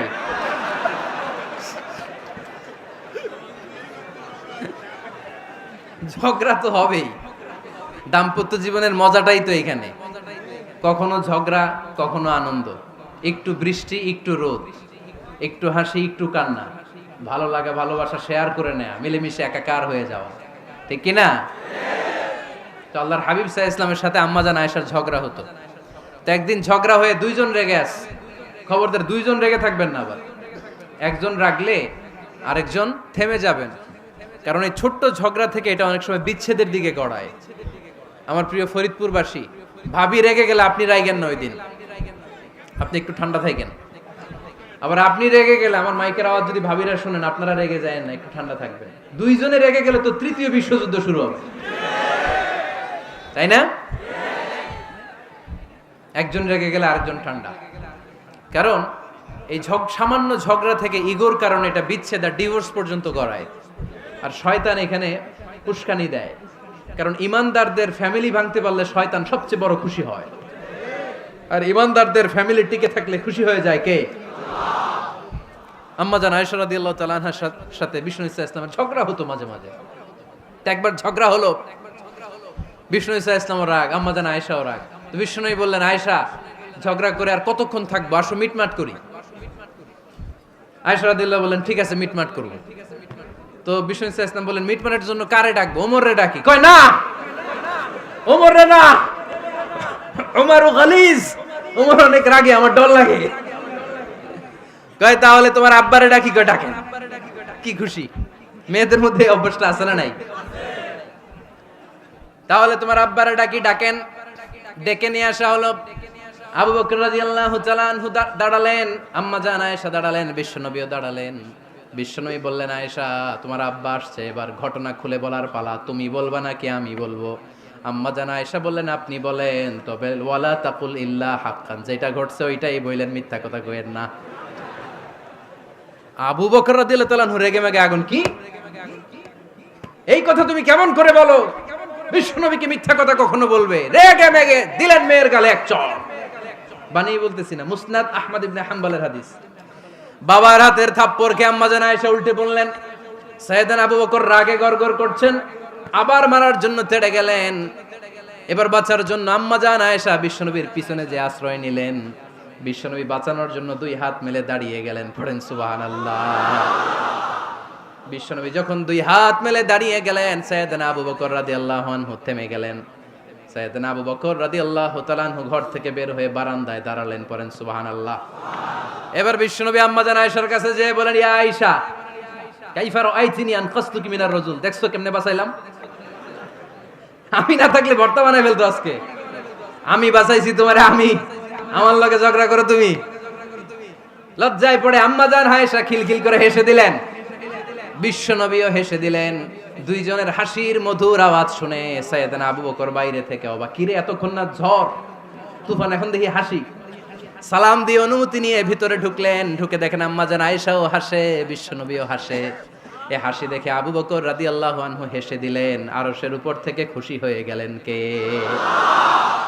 এবার সাইয়েদনা আবু বকর রাদিয়াল্লাহু তাআলা আনহু বললেন, ইয়া রাসূলুল্লাহ আশরিকানি ফি সিলমিকুমা কামা আশরাকতুমানি ফি হারবিকুমা। ও নবী, যুদ্ধ লাগলে, দুইজন যুদ্ধ লাগলে মীমাংসার জন্য যেমনি আমারে ডাকেন, এরকম হাসি আর আনন্দের মুহূর্তেও আমারে একটু ডাকেন। আশরিকানি ফি সিলমিকুমা কামা আশরাকতুমানি ফি হারবিকুমা। নবী, আপনাদের মধ্যে ঝগড়া লাগলে সন্ধি করার জন্য আমারে যেমনি ডাকেন, আপনাদের হাসি খুশি আনন্দ খুনসুটি এই মজাদার মুহূর্তগুলোতে আমারে বঞ্চিত রাখেন না, আমার একটু ডাকেন। সুবহানাল্লাহ পড়েন। এই মুসনাদ আহমদ ইবনে হাম্বলের হাদিস শোনার উদ্দেশ্য হচ্ছে, বিশ্বনবী প্রথমে ওমরে ফারুকের নাম বলেছিলেন। সাইয়েদনা আয়েশা বলে, না আমি ডরাই। হাইবাত, দিস ইজ কল্ড হাইবাত ওমর। একবার বিশ্বনবীর সব বিবিরা ধরলেন, ও নবী আমাদেরকে এটা দেন, ওইটা দেন, ঘরে এটা নাই, ওইটা নাই, ওইটা নাই। বিশ্বনবীকে, আমার কাছে কিচ্ছু নাই, যদি এমনি আমার বউ হয়ে থাকতে চাও থাকো, তাহলে যা, তা না হলে যা লাগবে কিনে দেব, সাথে সাথে তালাকও দিয়ে দিব। কিছু দিতে পারবো না, আমার নাই তো, সামর্থ্য নাই। কিন্তু বিবিরাও ছাড়া না, এটা দেন ওইটা দেন। বিশ্বনবী রহমতের নবী, বিবিদেরকে বুঝাতেও পারেন না। বিবিরা আবদার করতেছে, নবী এটা লাগবে, ওইটা লাগবে। ইন দ্য মিন টাইম বিশ্বনবী একজনের সালাম শুনতে পেলেন। কে যেন দরজায় দাঁড়িয়ে বলতেছে, আসসালামু আলাইকুম। বিশ্বনবী দরজার দিকে তাকালেন, তাকিয়ে বললেন, ওয়া আলাইকুমুস সালাম। আর বুঝতে পারলেন এটা আমার ওমরের সালাম। সালাম দেওয়ার পরে বিবিদের দিকে তাকায় দেখে একজন বিবিও নাই, সব অন্দর মহলের ভিতরে দৌড়। সুবহানাল্লাহ পড়তে পারলেন না? This is our super hero Omar. এরকম ওমর একটা লাগবে, চিল্লায় বলেন কয়টা? একটা ওমর গোটা বিশ্বকে সোজা করে দিবে। একটা ওমর সবল আর দুর্বলের সব পার্থক্য দূর করে দিবে। মাজলুমের উপর জালিমের অত্যাচারের অবসান ঘটায় দিবে। গোটা বিশ্বটাকে সাম্য, মৈত্রী, ভালোবাসার ইনসাফ দিয়ে পরিপূর্ণ করে দিবে। সেই ওমরের অপেক্ষায় আমরা। নিজের ছেলেকে 80টা বেত মেরেছেন। কয়টা? 80টা বেত মেরেছে। এই ব্যাপারে অনেকগুলো বর্ণনা পাওয়া যায়। সবচেয়ে সহিহ বর্ণনা হচ্ছে মুয়াত্তা ইমাম মালিকের বর্ণনা। ওমর ফারুক রাদিয়াল্লাহু তাআলা আনহুর ছেলে আব্দুর রহমান মারুফুন বিআবি শাহমা ছিলেন মিশরে। ওখানে নাবিজ খেয়েছিলেন। নাবিজ হচ্ছে আরব দেশের লোকেরা দুধের মধ্যে শক্ত খুরমা রাত্রেবেলা ঢেলে দিত। ঢেলে দিলে সারা রাত ওই খুরমার রসটা দুধের সাথে মিশে দুধটা লাল হয়ে যেত। এটারে সকালবেলা খেত, খুব সুস্বাদু। এটাকে বলে নাবিজ। কিন্তু এটা রাতে ভিজাইলে সকালেই খাইতে হয়, রেখে দিলে আবার একটু সমস্যা হয়। এটা অনেকটা তারির মতো হয়ে যায়, মাতলামি চলে আসে। তো ওমরে ফারুকের ছেলে নাবিজ খেয়েছেন, মদ খাননি, নাবিজ। কিন্তু নাবিজ খাওয়াতে সাকরান চলে এসেছে। সাকরান চলে আসাতে এটা যখন প্রমাণিত হয়েছে, আমর ইবনুল আস রাদিয়াল্লাহু তাআলা আনহু নাকে 80 বেত মেরেছেন মিশরে। কয় বেত? নিয়ম হচ্ছে সবার সামনে, সবার সামনে না মেরে একটু গোপনে মেরেছে। এই তথ্য যখন ওমরে ফারুকের কাছে এসেছে, উনি বললেন না, মারতে হবে সবার সামনে, আলাদা মাল্লা কেন? ও মদিনায় ফিরে আসলে আমি আবার 80টা মারব। মদিনায় ফিরে আসার পরে সাইয়েদনা ওমরে ফারুক ওই আগের 80টারে আর ধরেন নাই, নিজ হাতে আবার 80টা বেত মেরেছেন। এই বেত মারার 1 মাস পরে এই আবু শাহমা ইন্তেকাল করেছে। অনেক ঐতিহাসিক বলে এই বেতের আঘাতে মরেছে, কেউ কেউ বলেছে নিজের রোগের কারণে মরেছে। কিন্তু দিস ইজ দ্য ইনসাফ সিস্টেম অফ উমর। নিজের ছেলে বলে ছেড়ে দেয় নাই। এখন নিজের ছেলে হইলে 7 খুন মাফ, নেতার ছেলে হইলে 10 খুন মাফ, এলাকার মোড়লের ছেলে হইলে 10 খুন মাফ। নো পার্সিয়ালিটি ইন ইসলাম। ইসলামে পার্সিয়ালিটি নাই। আপনি নেতার ছেলে হন, আপনি বিজনেস ম্যাগনেটের ছেলে হন, আপনি যেই হন না কেন, ইসলামের দৃষ্টিতে সবাই সমান। চিল্লায় বলেন ঠিক কিনা? বানু মখজুমিয়া গোত্রের এক নারী চুরিতে ধরা পড়ল। সাহাবারা বললেন, নবী, মদিনার সবচেয়ে ভেরি প্রেস্টিজিয়াস এন্ড ডিগনিফাইড ফ্যামিলির মেয়ে, আপনি হাত কাটেন না, কারণ ইসলামের নিয়ম চুরি করলে কি কেটে দাও? বিশ্বনবী বললেন, বলো কি? হাত না কাটার জন্য তোমরা আমাকে রেকমেন্ড করছো? এটা আল্লাহর আইন। পৃথিবীর কেউ রেকমেন্ড করলো শোনার ক্ষমতা আমার নাই, কারণ আইনটা দিয়েছে কে? লাউ কানাত ফাতিমাতু বিনতি মুহাম্মাদিন সারাকাত লাকাতা মুহাম্মাদুন ইয়াদাহা। আরে বনু মাকসুমিয়া মেয়ে তো দূরের কথা, আমার কলিজার টুকরা ফাতেমাও যদি আজ চুরিতে ধরা পড়তো, তার হাত কেটে দিতে আমি 1 মিনিটও দেরি করতাম না। দিস ইজ ইসলাম। এই হচ্ছে ওমরে ফারুকের মানাকিব। এরকম ওমরে ফারুক কয়টা লাগবে? আওয়াজ করে বলতে হবে, কয়টা লাগবে? একটা লাগবে।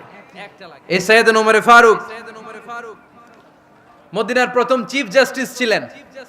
সর্বপ্রথম উনার পরামর্শে সাইয়েদনা আবু বকর রাদিয়াল্লাহু তাআলা আনহু কোরআনকে সংকলন করেছেন। আমরা এই যে কোরআন পড়ি 30 পারা, এমদাদিয়া লাইব্রেরির 114টা সূরা, কত সুন্দর সন্নিবেশ করা হয়েছে, এখানে সাজানো হয়েছে। আল্লাহর হাবিব সাল্লাল্লাহু আলাইহি ওয়াসাল্লামের সময় কি এরকম কোরআন ছিল নাকি? ছিল না। খেজুর পাতার মধ্যে, গাছের বাকলের মধ্যে, ওটের বড় হাড্ডির মধ্যে আর পাথরের মধ্যে খোদাই করা কোরআন ছিল। সাইয়েদনা আবু বকরের সময় রাদিয়াল্লাহু তাআলা আনহুর সময় যুদ্ধ হলো, 70 জন হাফেজ সাহাবী ইন্তেকাল করলেন। সাইয়েদনা আবু বকর রাদিয়াল্লাহু তাআলা আনহুকে ডেকে ওমরে ফারুক বললেন, ও আবু বকর, এইভাবে হাফেজে কোরআন সাহাবীরা যদি দুনিয়া থেকে বিদায় হয়ে যায়, আল্লাহর কোরআনও তো বিদায় হয়ে যাবে। আমার পরামর্শ হলো আপনি সব বয়োজ্যেষ্ঠ সাহাবীদেরকে একসাথে করে কোরআনের সব কাগজগুলোকে একসাথে করে একটা নির্ধারিত কপির মধ্যে কোরআনকে সংকলন করে ফেলেন।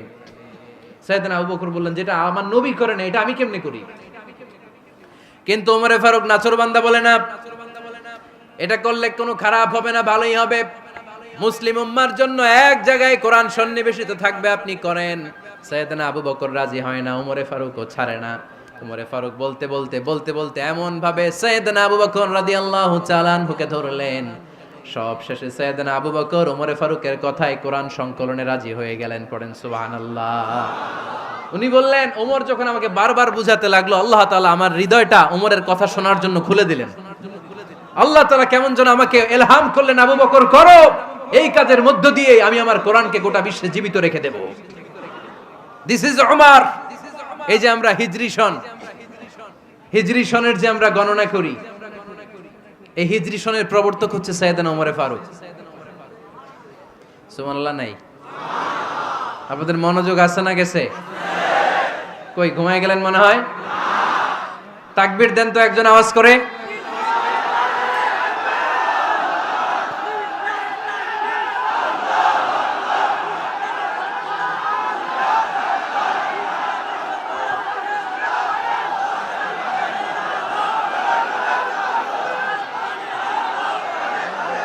মাশাআল্লাহ, মাশাআল্লাহ। বসেন বসেন, এখনই শেষ করে দেব কিছু সময়ের মধ্যে। আমরা একসাথে বিদায় নেব ইনশাআল্লাহ। ওঠা বসা করবেন না, ওঠা বসা করবেন না, বসেন। সাইয়েদনা ওমরে ফারুক এই হিজরি সনের গণনা শুরু করেছেন। সাহাবারা বলল, আমিরুল মুমিনিন, খ্রিস্টানদের ঈসাই সন আছে, আমাদের মুসলমানদের কোনো সন নাই। আমাদের একটা সন থাকলে আমাদের জিজিয়া নিতে, আমাদের যাকাতের টাকা উত্তোলন করতে অনেক সুবিধা হবে। ওমর ফারুক বললেন, তাহলে কোন সালকে হিজরি, কোন সালকে মুসলিম সাল হিসেবে আমরা ঘোষণা দিতে পারি? একজন বলল, আমার নবী যেই সালে জন্মগ্রহণ করেছেন ওই সালে। ওমর ফারুক বললেন, না, আমার নবীর জন্ম আমাদের জন্য খুশির দিন, কিন্তু এটা আমাদের জন্য প্রেরণা নয়। প্রেরণা নবীর কাজে, ঠিক কিনা? আরো কিছু সাহাবারা বলল, তাহলে যেই সালে আমার নবী ইন্তেকাল করেছে ওইটারে প্রথম সাল ধরেন। ওমরে ফারুক বললেন, না, যেদিন তিনি ইন্তেকাল করেছেন এটা আমাদের দুঃখের দিন, এটা আমাদের প্রেরণা নয়। আমাদের প্রেরণা হচ্ছে বিশ্বনবীর ত্যাগ, তিতিক্ষা আর কাজের মধ্য দিয়ে। জোরে কোন ঠিক কিনা? ওমরে ফারুক বললেন, যেদিন বিশ্বনবী ইসলাম রক্ষায় নিজের মাতৃভূমি ছেড়ে মক্কা থেকে মদিনায় গিয়েছেন, ওই দিনটাকে হিজরি প্রথম দিন ধরে আমরা হিজরি সাল গণনা করে শুরু করে দেব। ওইটাই হচ্ছে হিজরি সন। সেখান থেকে হিজরি সনের প্রবর্তন করেছেন সাইয়েদনা ওমর ফারুক রাদিয়াল্লাহু তাআলা আনহু। এই যে স্টেট গভর্নমেন্ট, এই যে প্রিজন, জেলখানা, ক্যান্টনমেন্ট, সচিবালয়, গণভবন, বঙ্গভবন, মুক্তিযোদ্ধাদের ভাতা, রাষ্ট্রীয় ভাতা, এই সব নিয়ম কানুন সাইয়েদনা ওমর ফারুক তার রাষ্ট্রীয় আমলে তিনি নিজে করেছেন। চিল্লায় পড়েন আল্লাহু আকবার। মুসলমানদের আলাদা কারেন্সি, নিজস্ব মুদ্রা ব্যবস্থা নিজে চালু করেছেন। সৈনিকদের মধ্যে যারা বিবাহিত প্রতি 6 মাস অন্তর অন্তর 1 মাসের ছুটি কাটাতে তারা ফিরে আসবে, সাইয়েদনা ওমর ফারুক চালু করেছেন। চিল্লায় আওয়াজ করে পড়েন আল্লাহু আকবার। এই যে আমরা 20 রাকাত সালাতুত তারাবি পড়ি রমাদানে, পড়েন না আপনারা? এটা সাইয়েদনা ওমর ফারুক চালু করেছে। সুবহানাল্লাহ পড়তে পারলেন না? কোরআনে মোট 22টা আয়াত আছে যেখানে সাহাবারা ইনডিসিশনে ভুগছিলেন। বিশ্বনবীর মত একটা, ওমর ফারুকের মত আর একটা। এই 22 জায়গায় আল্লাহ তাআলা বিশ্বনবীর মতের পক্ষে আয়াত নাজিল না করে ওমর ফারুকের মতের পক্ষে কোরআনের আয়াত নাজিল করেছেন। আওয়াজ করে পড়েন আল্লাহু আকবার। এদিকে উঠলেন কেন আপনারা? যারা উঠছেন আমার দিকে তাকান।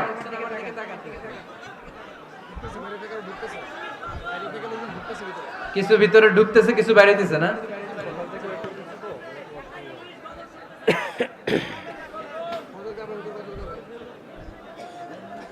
সাইয়েদনা ওমর ফারুক, আমরা সাহাবীদের জীবন চরিত পড়তে চাই না, কত যে অনুপ্রেরণামূলক দৃষ্টান্ত সাইয়েদনা ওমর ফারুক আমাদের জন্য রেখে গিয়েছেন। ওমর ফারুক যখন খলিফা, দিনের বেলায় যদি রাষ্ট্রে কোনো নিয়ম জারি করতেন, দিনের বেলায় জনগণকে কোনো বিষয়ে যদি নিষেধ করতেন, রাত্রে বেলায় খাওয়ার সময় ফ্যামিলি মেম্বারদের সবাইকে বলতেন, এই দিনের বেলা আমি জনগণকে এই কাজ করতে নিষেধ করেছি, তোমরা আমার ফ্যামিলি মেম্বার, খবরদার তোমরা এই কাজ করো না। জনগণ করলে যতটুকু শাস্তি, তোরা করলে পাবি ডবল শাস্তি। সুবহানাল্লাহ কইবেন না?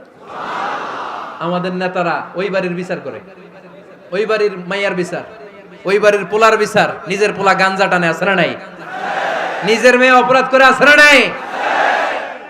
কি নেতা ছিলেন ওমর ফারুক! আগে নিজের ঘর সামলিয়েছেন, আগে নিজেকে সামলিয়েছেন, নিজের ঘর ঠিক করেছেন। বলেছেন জনগণ করলে যত বেদ, তোরা করলে double Veda. This is call leader, ঠিক কি না? এক বাবা এসে বললেন, ওমর ফারুক আমার ছেলে কথা শোনে না, বেয়াদব। ওমর ফারুক ছেলেরে ডাকলেন, বাবা তুমি তোমার আব্বাজানের কথা শোনো না, এটা তো কবিরা গুনাহ। ছেলে বলে, ওমর ফারুক সব দায় দায়িত্ব আল্লাহ ছেলে মেয়েদেরকে দিয়েছে, বাবা মাকে কোনো দায়িত্ব দেয় নাই। ওমর ফারুক বললেন, অবশ্যই দায়িত্ব দিয়েছে। তাহলে বলেন আমার বাবার দায়িত্ব কি? উনি বললেন, প্রাইমারিলি প্রথমত 3 দায়িত্ব। আইয়ান তাকিয়া উম্মা, পৃথিবীর প্রতিটি বাবার উচিত ছেলেদের মেয়েদের জন্য ভালো মায়ের ব্যবস্থা করা। 2 নম্বরে আইয়ুহসিনা ইসমা, সুন্দর তার একটা নাম রেখে দেয়া। 3 নাম্বার ইউআল্লিমাহুল কিতাব, তার আল্লাহর কিতাব শিক্ষা দেওয়া। এবার ছেলেকে আমার আব্বা 3টার একটাও করে নাই। এবার ওমর ফারুক রেগে গেলেন, বাবার কাঁধে ধরলেন, বললেন তুই ছেলের জন্য বিচার নিয়ে আসলি, তোর 3টা দায়িত্বের একটাও তুই পালন করিস নাই। ছেলে বলে, আমিরুল মুমিনিন, আমার মা নর্তকী, আমার মা মাজুসি, আমার মায়ের মধ্যে কোনো আদব কাদব নাই, সুন্দরী দেখে আমার মা রে বাবা বিয়ে করছে, আমার মায়ের কাছ থেকে জীবনে কিছু শিখি নাই। 2 নাম্বার সাম্মানি খানফাসা, আমার বাবা আমার নাম রেখেছে চামচিকা। কি নাম রাখছে? এটা নাম হইলো একটা? এরকম উল্টাপাল্টা নাম আছে না নাই? না, এগুলো রাখবেন না। আব্দুল্লাহ রাখবেন, আব্দুর রহমান রাখবেন। আরেকটা কি বলছি আজকে? হুযায়ফা রেখে দিয়েন, পারবেন? ওয়ালাম ইউআল্লিমনি হারফাম মিন কিতাবিল্লাহ, আমিরুল মুমিনিন। শুধু তাই না, আল্লাহর কোরআনের একটা অক্ষর আমার বাবা কোনোদিন আমারে শিক্ষা দেয় নাই। ওমর ফারুক রেগে গেলেন, এবার বাপের কান্দে ধইরা মারতে শুরু করলেন। তুই পোলার নামে বিচার নিয়ে আইছিস, তোরে মার দিমু আগে। এরকম নেতার দরকার আছে না নাই? মদিনায় এক লোক তার বউরে রাগের চোটে 100 তালাক দিয়ে ফেলছে। কয় তালাক? দেয়ার নিয়ম কয়টা? দিছে কয়টা? এবার স্ত্রী কাঁদতে কাঁদতে এসে বলে, আমিরুল মুমিনিন দেখেন, আমার স্বামী আমারে রেগে মেগে 100 তালাক দিছে। ওমর ফারুক বললেন, দইরা নিয়ে আয় এটারে। নিয়ে আসা হলো। ওমর ফারুক বললেন, কয়টা তালাক দিয়েছো? কয় 100টা। কেন দিছো? কয় মাথা গরম আছিল। এরকম আছে না? তালাক দেওয়ার সময় সব তালাক, তুই তালাক, তোর মা তালাক, তোর বোন তালাক, সব তালাক। তালাক দিবে ওয়াইফ রে, দিতেছে সবাই রে। তো ওমর ফারুক বললেন, দিবে 3টা, 100টা দিলা কেন? কয় মেজাজ গরম ছিল। কয় দাঁড়া, আত-তালাকু মিন শাআইরিল্লাহ, তালাক হচ্ছে আল্লাহর দেয়া বিধানের একটা নিদর্শন। এটা নিয়ে তুই খামখেয়ালি করলি। আমার রায় শোন, আমার রায় হচ্ছে 3 তালাকে তোর বউ তালাক, বাকি 97 তালাক তোর পিঠের উপরে পড়বে। এরকম বিচারের দরকার আছে না নাই? এরকম দৃষ্টান্তমূলক বিচার যদি বাংলার জমিনে দেয়া হতো, আর কোন নারী ধর্ষিতা হতো, আর কোন নারীকে অ্যাসিড মারা হতো, আর কোন নারী যৌতুকের জন্য কান্না করত, একটা আমল লাগবে, বেশি না। কয়টা লাগবে? তিনি গভর্নর সিস্টেম চালু করেছিলেন। Governor system, Islamic state. Bahrain, Yemen, মিসর, কুফা, বসরা, মক্কা, মদিনা, এই 7 জায়গায় 7 জন গভর্নর পাঠিয়েছেন। তাদের থেকে তথ্য নিতেন। এই গভর্নর সিস্টেম উনি বানিয়েছেন। সাইয়েদনা আমর ইবনে আল-আস রাদিয়াল্লাহু তাআলা আনহুকে পাঠিয়েছেন মিশরে। মিশরে একটা দৌড় প্রতিযোগিতা হতো। ওই দৌড় প্রতিযোগিতায় আমর ইবনে আল-আস রাদিয়াল্লাহু তাআলা আনহুর ছেলে অংশগ্রহণ করেছে। কিন্তু এক মিশরি ওই দৌড় প্রতিযোগিতায় চ্যাম্পিয়ন হয়ে গেছে। রানার্স আপ হয়েছে আমর ইবনে আল-আসের ছেলে।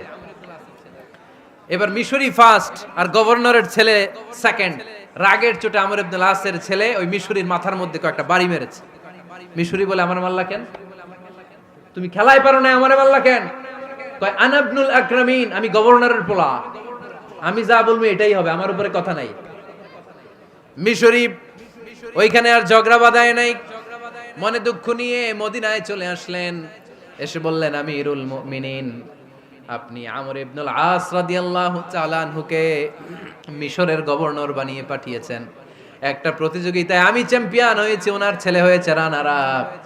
কেন সে চ্যাম্পিয়ন হতে পারে নাই? এই কারণে আমার মাথায় লাঠি দিয়ে 3টা বাড়ি মেরে। বিচারটা দিছে কার দরবারে? কথা বুঝেন নাই বোধহয়। ওমর ফারুকের দরবার। ওমর ফারুক বললেন, তাই আগামী বছরের অমুক তারিখ আমি সব গভর্নরদেরকে ডেকে হিসাব নেই, তো ওই দিন তুই থাকবি, পারবি না? মিশরে বলে, পারবো মানে অবশ্যই পারবো। ওই দিন 7 রাজ্য থেকে 7 গভর্নর হাজির, গভর্নরদের ছেলেরাও হাজির, মিশরীয় হাজির। 7 গভর্নরের কাছ থেকে 7 এলাকার খোঁজ খবর নেয়ার পরে ওমরে ফারুক বললেন, আইন আল মিসরি, মিশরি লোকটা কই, এদিকে আয়। মিশরি সামনে আসার পরে বলল, আমর ইবনুল আস, তুমি মিশরের গভর্নর, তোমার ছেলে সহ তুমি আসো। আমর ইবনুল আস এসে সামনে বসে রইলেন। এবার বললেন, ও আমর ইবনুল আসের ছেলে, তুমি নাকি ইবনুল আকরামিন গভর্নরের ছেলে, তুমি যা বলবা মিশরে নাকি তাই হবে, তোমার নাকি অনেক দাপট। নিজে একটা লাঠি এনে মিশরীর হাতে দিয়ে বলল, এবার তোর মাথায় যতটা মারছে তুই ততটা গুনে গুনে মার, আমি দেখবো। আমর ইবনুল আস দেখবে, আমর ইবনুল আসের ছেলেরে তুই এখানে মার।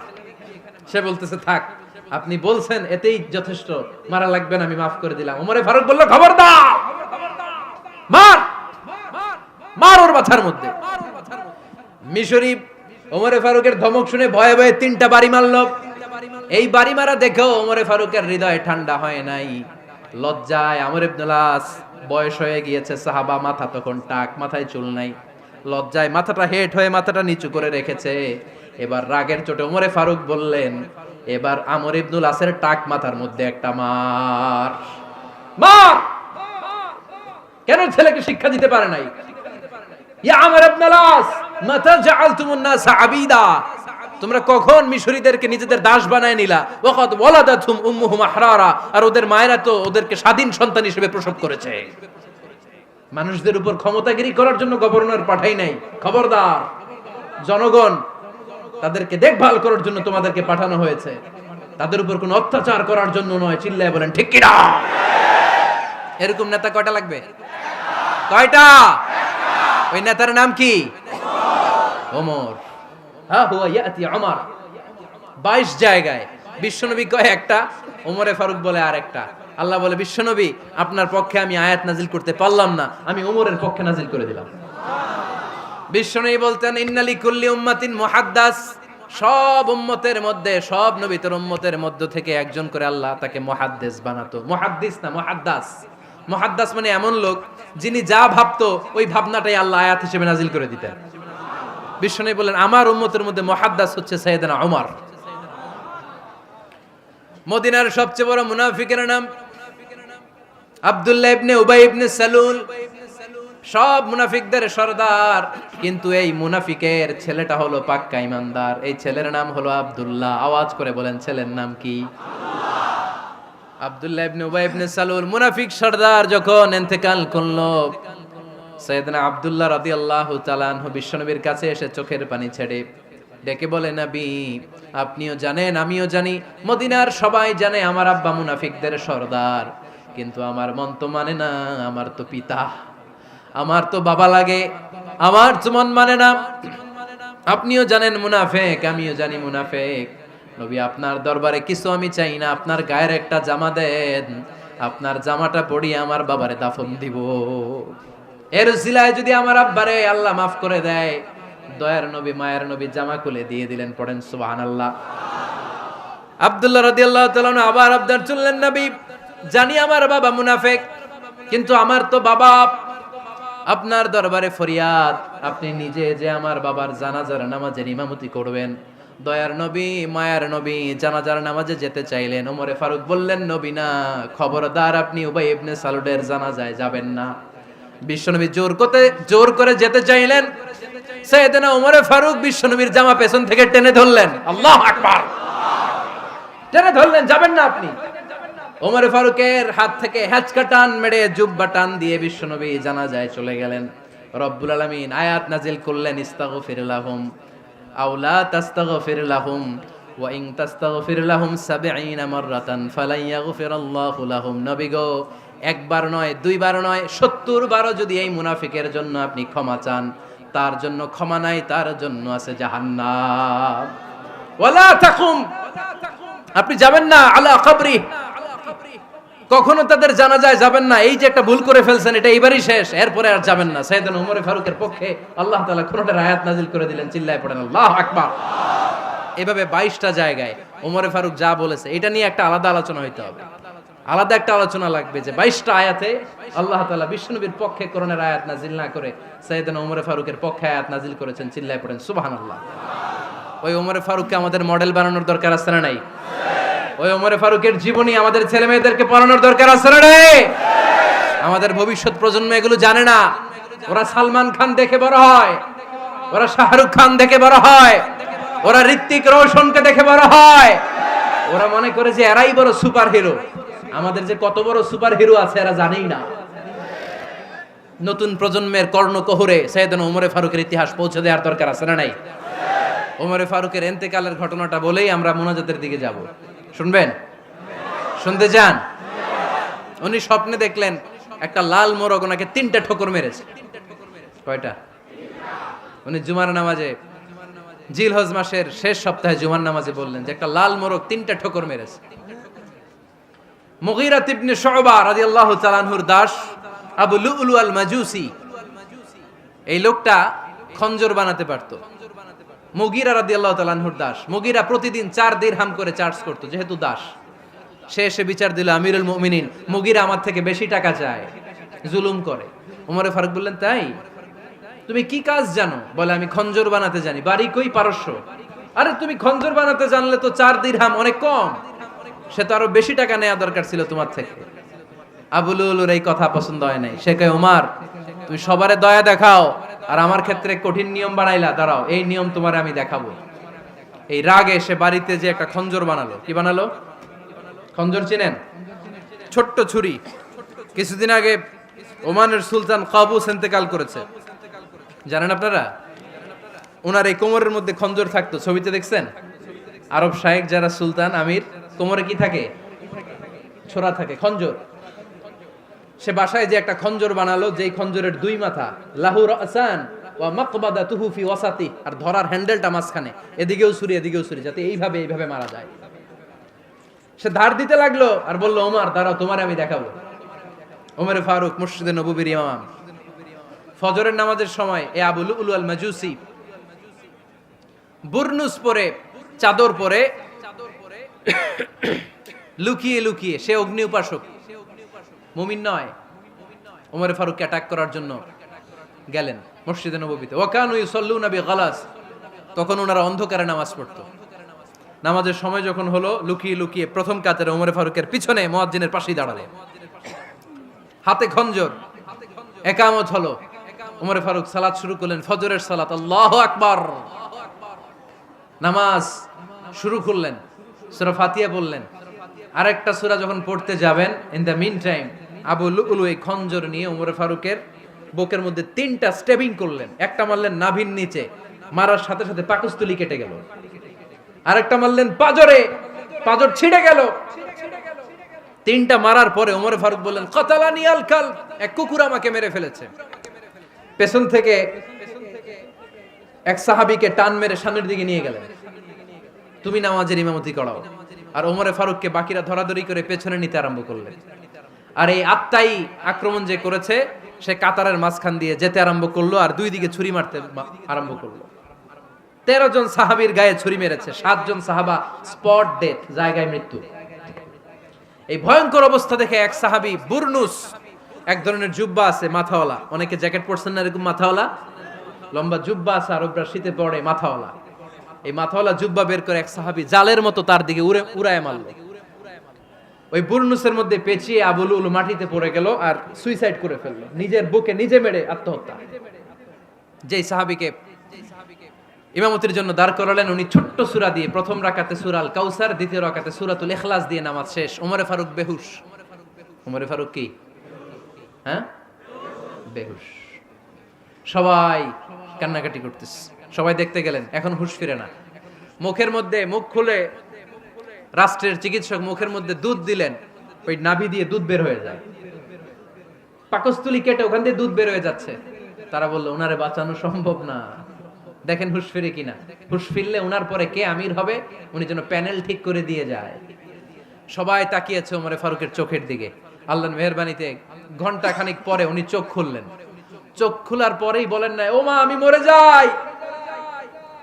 চোখ খোলার পরে উনি বলেন নাই, কে মারলো আমারে।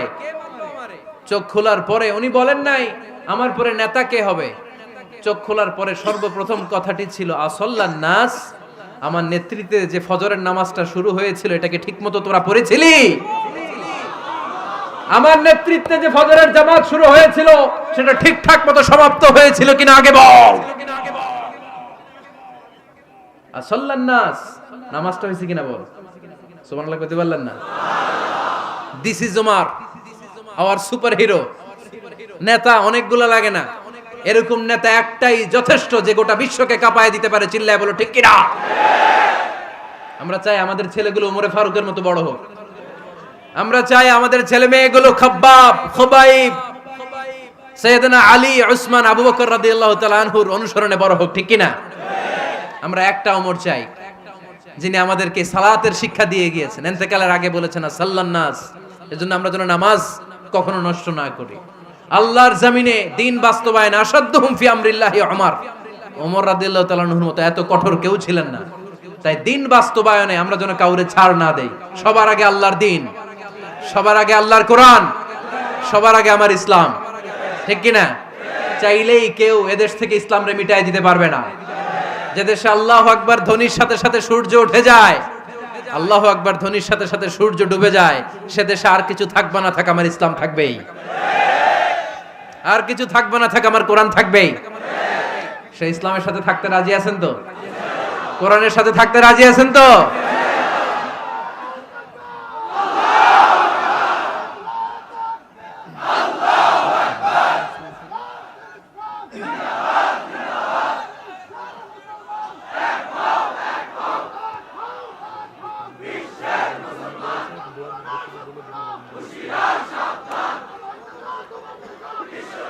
আল্লাহ আমাদের সবাইকে কবুল আর মঞ্জুর করে নেক। আমরা পড়ি আমিন।